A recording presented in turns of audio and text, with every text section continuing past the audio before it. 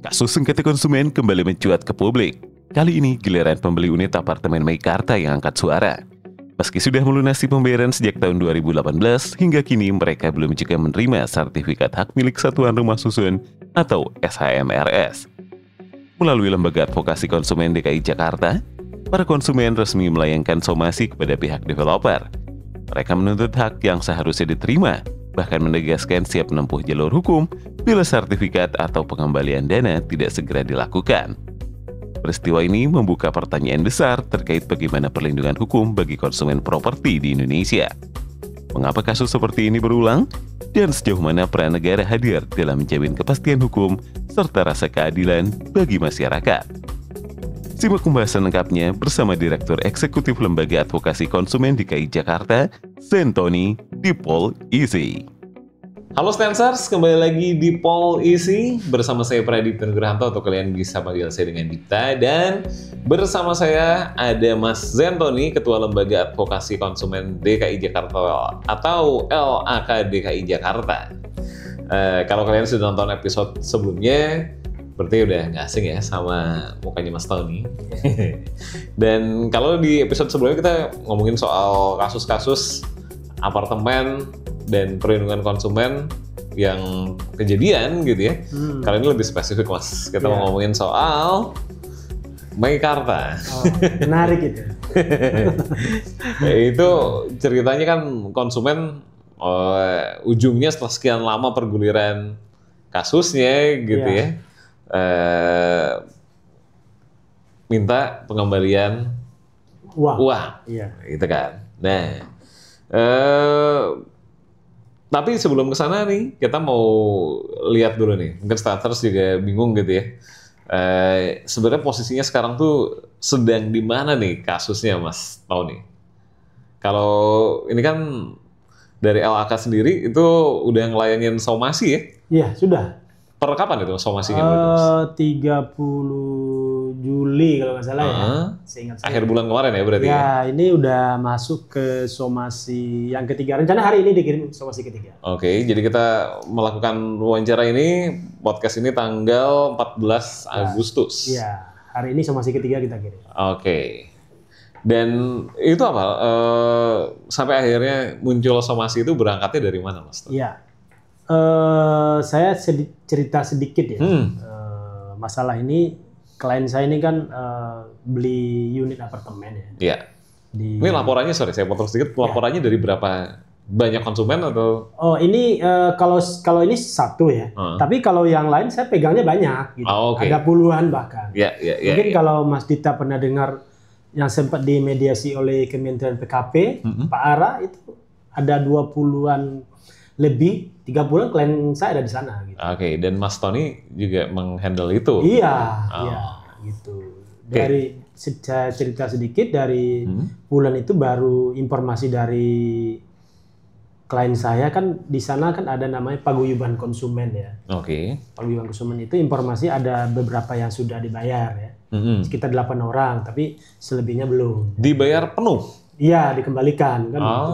Tapi yang sekitar 20-an atau 22 itu yang belum dibayar. Ini di luar yang ini ya. Tapi kalau ini di luar yang itu, tapi dia sempat mengajukan secara pribadi juga kepada Kementerian PKP agar diselesaikan. Tapi tidak selesai. Akhirnya pindah ke saya kan, minta tolong ke saya gitu. Makanya saya ajukan surat somasi gitu. Intinya konsumen ini kan dia beli unit itu sekitar tahun 2018 ya kan. Terus misalnya unitnya di lokasi A katakan seperti itu. Nah, dalam perjalanannya entah kenapa itu berubah ke lokasi B. Klien sih masih terima, dipindah kan. Pindah unit gitu kan. Klien masih terima. Cuman belakangan mungkin karena dari 2018 sampai sekarang itu kan udah cukup lama ya, 7 tahun kan gitu. Belum ada kejelasan, akhirnya konsumen ini mungkin capek atau frustasi, saya nggak tahu. Akhirnya ya udah Pak, minta tolong dibantu untuk minta uang kembali saja kan begitu. Ya kan. Makanya saya buatkan surat kuasa, langsung saya somasi. Nah, somasi dari somasi 1 itu ada jawaban dari pihak mereka kan, developer kan. Dari mereka sih mendalilkan bahwa saat ini sudah ada putusan PKPU dari Pengadilan Negeri Jakarta Pusat ya, Pengadilan Niaga maksud saya. Itu adalah waktu itu ada proses PKPU di Pengadilan Niaga Jakarta Pusat. Nah, cuman problemnya adalah klien saya kan tidak ikut di proses itu. Ya kan? Kalau klien saya ikut itu boleh, tapi ini kan nggak ikut. Akhirnya sekarang saya sudah kirim somasi kedua, ya kan? Dan hari ini mau kirim somasi ketiga. Karena somasi itu jangkanya waktunya 7 hari, Mas. Somasi pertama 7 hari, somasi kedua 7 hari, somasi ketiga 7 hari juga, sekitar 21 hari gitu kan. Gitu. Ini somasi yang ketiga hari ini kita kirim insya Allah. Gitu. Ketika ada somasi sampai 3, ini artinya somasi yang pertama dan kedua tidak diindahkan atau gimana? Ada jawaban, tapi kita belum puas. Karena jawaban dari mereka itu kalau minta uang kembali belum bisa. Ya, tapi titip jual istilahnya gitu loh. Barangnya dijualin dulu, udah laku, nanti baru dikembalikan. Masalahnya siapa yang mau beli ya Mas Tori ya? Kan belum jadi jaminan kan? Ya, belum tahu juga kan. Tahu juga. Nah, makanya dari klien nggak mau, pengen tetap minta uang kembali, di refund 100%. Gitu. Nah itu yang kita jalankan. Oke. Jadi sejauh ini penjelasannya seperti itu Stansar sampai titik 14 Agustus ya. Iya. Gitu. Tapi kalau toh memang ini nanti nggak somasi 3 nggak ada penyelesaian, mau nggak mau kan kita harus melangkah ke yang lebih tinggi, ke pengadilan. Bisa ke pengadilan niaga, bisa ke pengadilan negeri kan seperti itu. Iya. Oke. Ini kalau kasus yang lain katanya ada juga yang sertifikatnya itu nggak keluar. Oh iya, ada ya. Saya pernah saat ini sih masih ada proses di salah satu pusat perbelanjaan di Jakarta ya, Jakarta Barat ya. Itu dia sudah beli sekitar ya kurang lebih ada 7 tahun 10 tahun juga lah ya. Cuman sertifikat kios atau tempat usahanya itu belum dapat sampai sekarang. Akhirnya saya gugat ke pengadilan dan alhamdulillah Mahkamah Agung di sini mendengar ya suara konsumen dan menghukum pihak developer untuk mengembalikan 100% terhadap seluruh uang yang sudah di store. Kurang lebih sih sekitar. Ini berarti beda lagi sama WKK? Beda, tapi lingkupnya sama gitu ya. Maksudnya masih bangunan ini ya. Bangunan vertikal lah kan begitu kan, berapa lantai kan begitu. Iya. Namanya pusat belanja kan pasti tinggi juga kan begitu. Gitu. Nah kalau tadi kita balik lagi ke kasus Meikarta itu gitu, ketika ini berarti si orang itu sudah 7 tahun ya? 7 tahun, 2018. 7 tahun tidak mendapatkan huniannya. Kalau sebenarnya kalau hunian sih ada ya, cuman sertifikatnya gitu. Yang kita minta kan sertifikat. Iya. Karena kenapa kita minta sertifikat? Kita kan bisa kita agunkan ke bank, dapat pinjaman atau kita jual lagi. Tapi kalau kita jual hari itu nggak bisa karena sertifikatnya belum ada. Itu. Nah, yang tadi dibilang titip jual itu developernya yang jual. Nah, nanti uangnya ke developer, nanti baru ke kita. Kalau ini kan kita langsung. Iya. Gitu loh. Bedanya seperti itu. Nah, kalau gitu alasannya dari developer belum bisa nih ngeluarin sertifikat itu gara-gara apa? Ya karena memang kan secara keseluruhan kan proyek kan belum selesai kan gitu. Masih banyak inilah PR-PR. Nggak bisa ya kalau misalnya proyeknya belum selesai untuk mengeluarkan sertifikat untuk unit yang sudah jadi itu nggak bisa? Belum bisa. Gitu. Karena harus kaitan dengan sertifikat layak fungsi itu tadi gitu kan. Itu harus ada itu juga ya kan. Fasilitas-fasilitas yang lain harus ada biar izinnya bisa keluar juga kan begitu. Berarti di titik ini yang punya si developer ini masih di atas angin, masih lebih aman gitu posisinya. Kita memang belum selesai, jadi sertifikat masih belum bisa keluar. Iya, ya secara fakta memang belum banyak. Jadi konsumen bisa apa nih? Tuntutan apa yang bisa keterlambatan kah? Atau? Ya memang di perjanjian tuh PPJB itu biasa ada ya klausul bahwa ketika developer terlambat menyerahkan itu ada denda-denda istilahnya. Penalti gitu kan, 1% per mil atau berapa lah, kan ada hitungan tersendiri gitu kan terhadap keterlambatan. Karena konsekuensi konsumen juga ketika terlambat melakukan pencicilan juga ada denda kan atau penalti tadi. Pastinya. Jadi kan di sini harus equal kan begitu kan, antara konsumen dengan developer juga harus sama kayak gitu. Ketika konsumen telat ya harus ada denda, konsumen developer juga sama gitu. Nah tapi berjalan nggak itu dendanya Mas Tony? Biasanya sih dari tempat lain sih, maksud saya di apartemen lain ada. Nah kalau di Meikarta ini? Kalau ini belum terjadi ya, karena kita di sini posisi tidak minta itu. Tapi lebih minta uangnya sudah disetor, kita minta dikembalikan lagi gitu. Oke. Itu. Ya. Nah ini berapa lama sih sebenarnya kalau kan tadi ini kasus sudah 7 tahun gitu kan? Ya. Kalau waktu wajarnya itu berapa lama buat developer apartemen menyerahkan sertifikat? Oh iya, ini proyek besar ya. Maksudnya kan mega proyek nih. Mega proyek ya. Informasinya yang saya dapatkan itu konsumen yang beli di sananya sekitar 1.500-an gitu. Orangnya banyak gitu kan. Dan pas ditambah kan kemarin kan COVID juga kan. Ya kita pikir developer mungkin punya kendala di situ kan, gitu kan. Nah, tapi kita di sini hanya meminta itikat baik gitu loh. Ya kan, kita tidak minta denda dan hanya minta uang kembali gitu. Mudah-mudahan sih suara konsumen ini didengar kan begitu kan. Oke. Ini kan tadi Mas Tony juga sempat bilang kalau pembeli telat melakukan pembayaran, maka ada denda. Ada denda. Penjual ada denda juga. Tapi kan kebiasaan aja yang sering kejadian itu pembeli telat denda lebih dikejar-kejar daripada developer atau pengelola bangunan melakukan keterlambatan dan memberikan haknya sama konsumen. Itu gimana itu berarti Mas Tony? Ini sebenarnya dari sisi konsumen ya. Kalau memang dia mau menuntut hak itu bisa saja. Gitu. Ya kan memang itu diatur dalam PPJB-nya tersebut, gitu kan. Terhadap salah satu pihak yang melakukan pelanggaran terhadap perjanjian kan dikenakan penalti atau denda yang tadi kan. Ya sebenarnya tinggal di pihak konsumen menuntut haknya gitu kan, mau menggunakannya atau tidak gitu loh. Ya kan? Ada beberapa pun ya yang kita jalankan bisa dibayar gitu kan. Itu tidak ada masalah juga gitu. Asalkan konsumennya mau gitu loh.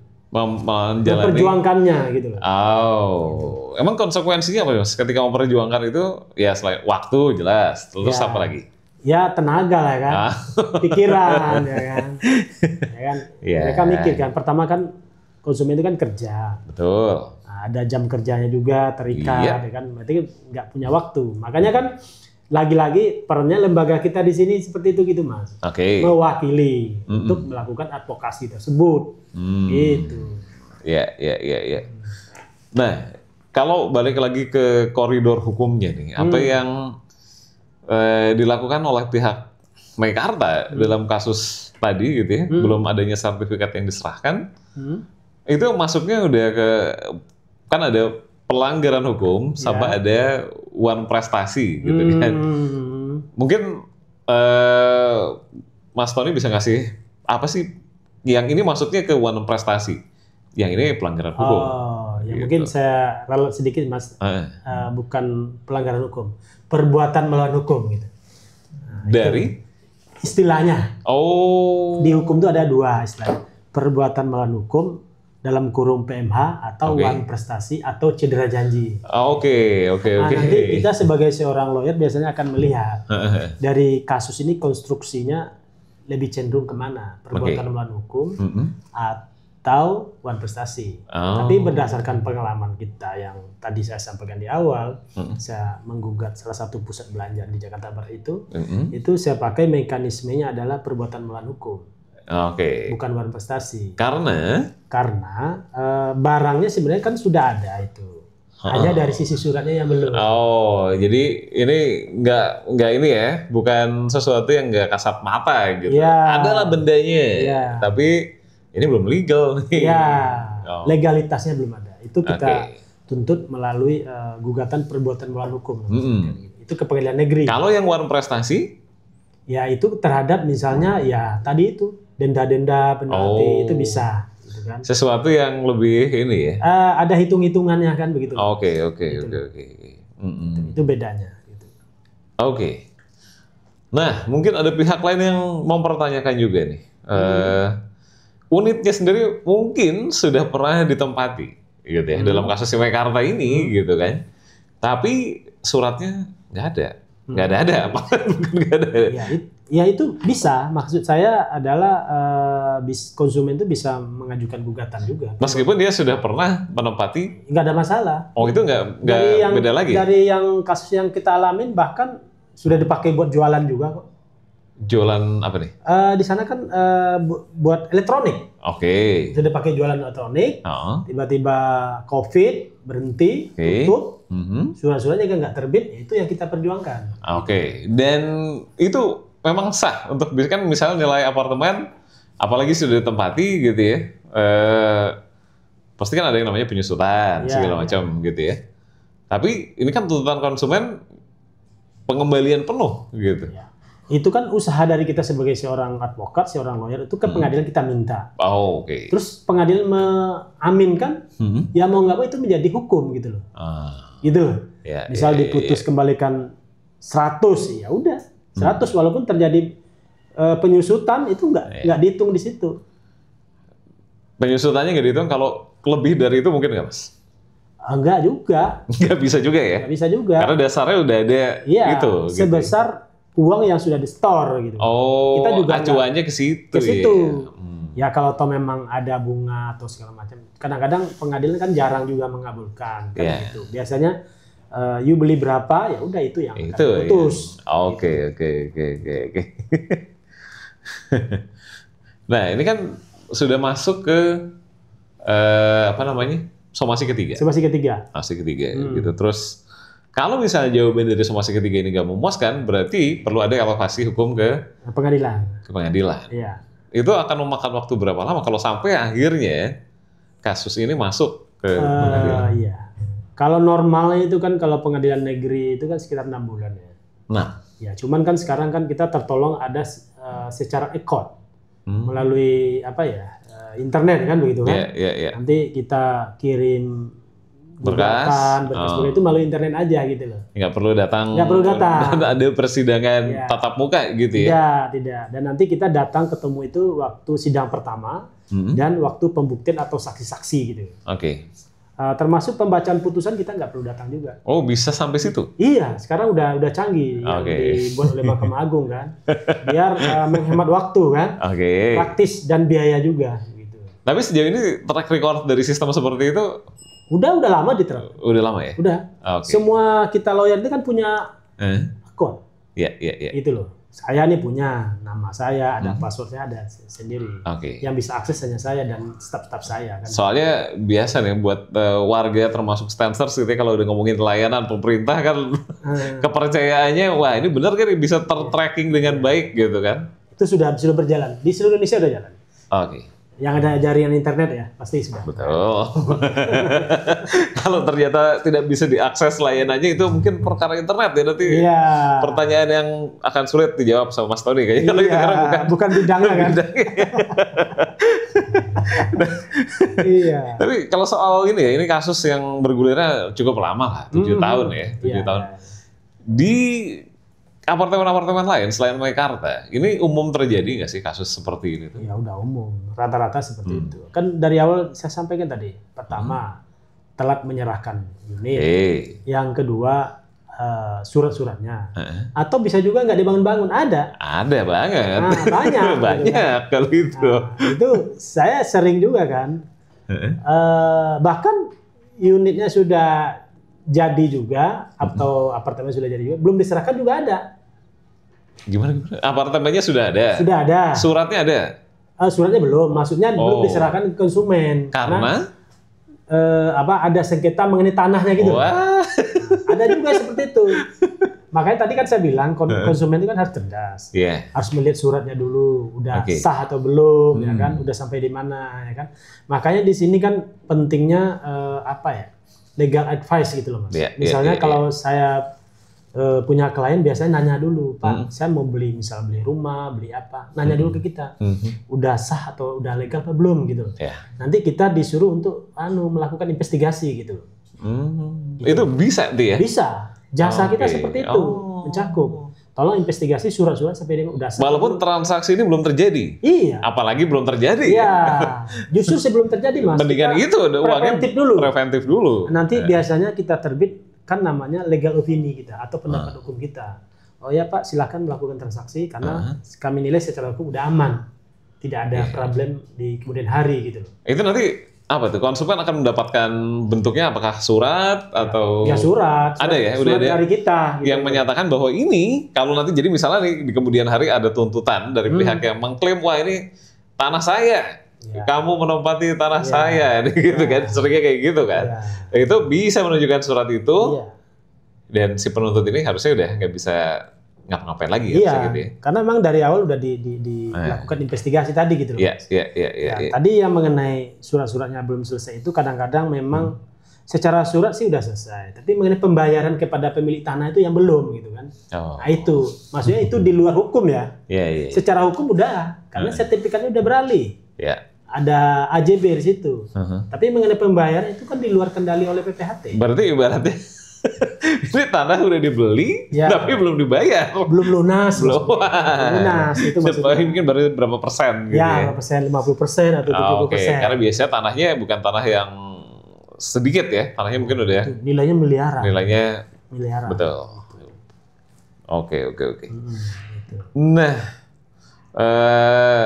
tadi Mas Tony udah sering bilang gitu, kalau kasus semacam kasus Meikarta itu bukan 1-2 kali terjadi gitu ya, banyak sekali gitu. Terus sebenarnya apa sih yang membuat para developer ini, kalau tadi kayak seperti Mas Tony bilang gitu, mungkin ininya udah, itunya udah, tapi ada aja yang belum gitu loh. Apa yang membuat kok nggak bisa cepat dituntaskan saja gitu supaya nggak sampai bergulir ke ranah hukum gitu? Ya, ini kan internal developer ya, kita nggak tahu juga problemnya apa kan. Kalau rata-rata sih ini ya, mungkin permodalan juga lah kan. Karena untuk bangun apartemen kan butuh modal besar kan gitu kan. Kalau ngandalkan dari konsumen aja itu kan nggak cukup. Jadi kan mereka kan harus melakukan pinjaman kepada bank kan begitu. Nah, apakah sudah dapat dipinjam ke bank atau tidak, kita kan nggak tahu juga kan, gitu loh. Nah itu problemnya gitu. Kalau menurut saya sih seperti itu, lebih kepada permodalan ya. Apakah ada ini nggak sih aturan yang membuat mereka, ya kan itu resiko dari bisnis itu kan tadi nggak seperti Mas tadi bilang, permodalan kan resiko bisnisnya. Tapi secara aturan hukumnya ada nggak sih yang, wah ini kalau developer telat, ini ada ancaman yang bisa membuat mereka lebih rugi loh daripada mengupayakan supaya semuanya berjalan tepat waktu gitu. Ya kalau secara sanksi katakan seperti itu, ini ya sanksi itu nggak ada secara spesifik ya. Tapi kalau pribadi-pribadi konsumen ada tadi yang penalti tadi. Ancaman paling serius adalah paling kepelitan. Gitu. Ketika developer itu tidak sanggup melakukan pengembalian dan diputus pelit dari pengadilan, itu secara hukum dia tidak berhak lagi mengurus perusahaan tersebut, gitu loh. Mau nggak mau kan perusahaan itu diurus oleh kurator, gitu loh. Kurator, bukan negara ya? Bukan. Kurator. Memang kurator itu ada 2 ya. Balai Harta Peninggalan dan kurator profesional pribadi seperti saya kan, saya kurator juga kan. Mungkin Stanford saya bingung ini kurator apa, kalau soalnya kebayangnya kurator lukisan lagi gitu kan. Apa kolektor gitu ya. Ini penjelasan sedikit bahwa di Undang-Undang 37 tahun 2024 itu tentang 2004 maksud saya, tentang kepelitan dan PKP itu memang ada 2 profesi gitu loh Mas. Pertama pengurus dan kedua kurator. Pengurus ini adalah mengenai tugasnya ya melakukan restrukturisasi hutang-hutang debitur, hutang-hutang perusahaan ya. Nanti dia yang ngurus hutangnya seharusnya 1 tahun bisa dicicil selama 5 tahun atau 10 tahun tergantung kesepakatan ya. Adapun mengenai kurator itu tugasnya mengurus perusahaan yang sudah pailit diputus oleh pengadilan. Karena demi hukum suatu perusahaan yang diputus pailit, direksi tidak berwenang lagi mengurus perusahaan itu Mas. Kewenangan itu beralih kepada pihak kurator. Itu. Oh. Itu bedanya kurator lukisan sama kurator. Segitu ya. Mudah-mudahan jadi pencerahan buat Stancer sih. Iya. Dan tadi ya kalau langkah antisipasi juga udah, terus ini kalau kasusnya berulang kan berarti ada yang salah gitu ya. Iya. Di mana nih kalau apakah menurut Mas Tony ini konsumennya yang kurang aktif dalam melakukan tindakan preventif atau memang developernya aja yang terganjal sama kondisi tadi yang udah di luar kendali gitu. Kemungkinan itu bisa juga terjadi seperti itu ya. Apakah itu dari sisi developernya atau memang dari sisi konsumennya gitu, dari awal tidak teliti ya kan. Buru-buru aja gitu ya. Udah wah ada ini Mas ada diskon khusus gitu kan. Atau special price kan. Itu yang membuat kita jadi agak gelap mata kan. Betul. Lupa mikir gitu kan. Ternyata yang murah kan belum tentu bagus juga kualitasnya. Nah ini nih biasanya nih kalau tiba-tiba wah daerah sini wah paling menarik ya dapat ini. Wah. Iya gitu. Kalau ketika misal ditanya, saya biasanya lebih melihat kepada suratnya dulu. Ada surat apa enggak kan begitu. Kalau ada surat berarti udah legal secara hukum. Surat ininya perizinannya gitu kan. Pokoknya ini ya syarat untuk bisa ada berdiri bangunan dan lain-lainnya lah di situ. Gitu. Oke. Sekarang kan ada IMB atau PBG sekarang terus sudah ada apa belum? Terus izin dari instansi terkait udah ada apa belum? Tapi kalau belum hanya berdasarkan brosur, misal kita ke mall nih, dikasih brosur, oh murah Pak, murah Bu, ya kan kita beli 100 juta, itu nggak bisa seperti itu juga. Harus dicek juga ke kantor BPN gitu kan. Sertifikatnya udah gimana, udah pecah atau belum kan harus kita lihat dulu.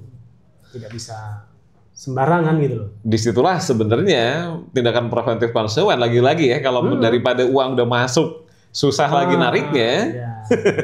Iya benar ya Mas Tony ya. Betul. Lebih baik melakukan tindakan preventif kalau perlu, apalagi ini mau keluar uang gede kan, mau beli hunian gitu atau aset investasi atau lain-lainnya kan bukan uang yang sedikit ya. Berarti kalau dari Mas Tony adalah ya udah lakukan datangi LAK DKI Jakarta.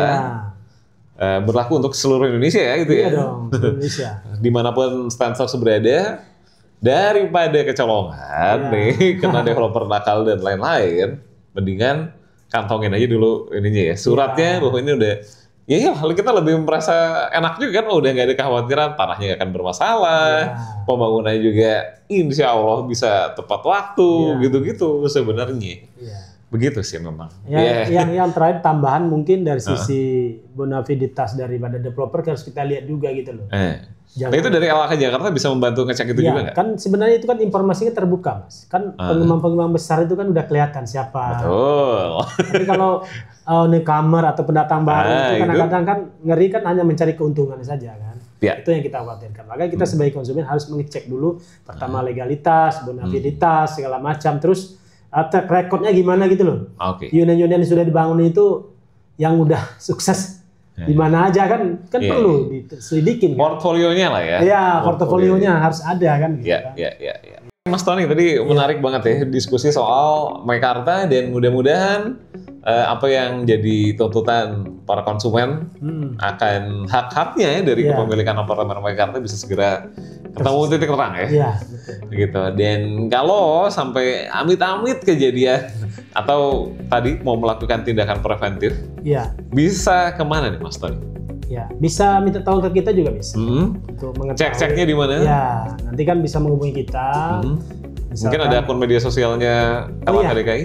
Kita ada media sosial baik di IG itu sama namanya ya, di Zentoni Lawyer, di Facebook juga sama, di link juga sama Zentoni Lawyer juga. Kita satu nama semua. Satu nama. Ya. Tinggal cari aja Zentoni Lawyer. Ya. Nggak pakai ejaan-ejaan yang aneh-aneh, Zentoni biasa aja. Simple. Dan yang bisa dijanjikan sama Mas Tony adalah layanan yang diberikan untuk tadi ya, misalnya mau melakukan tindakan-tindakan preventif, ada developer-developer yang mungkin tanahnya bermasalah atau developer yang masih tanda tanya, itu hampir bisa dipastikan tidak ada biaya gitu Mas Tony ya? Iya, kita biasanya kan itu kan kita berikan secara cuma-cuma ya kan gitu. Oke, gitu aja kayaknya Mas Tony. Terima kasih banyak insight-nya. Oke, sama-sama. Stansers, jangan lupa juga untuk subscribe ke channel YouTube The Stans. Follow kita di channel media sosial yang lain di Instagram @thestansid, TikTok juga ada. Dan jangan lupa juga untuk kunjungi situs kita di www.thestans.id. Saya Dita dan Mas Tony pamit. Sampai ketemu di episode berikutnya. Bye-bye.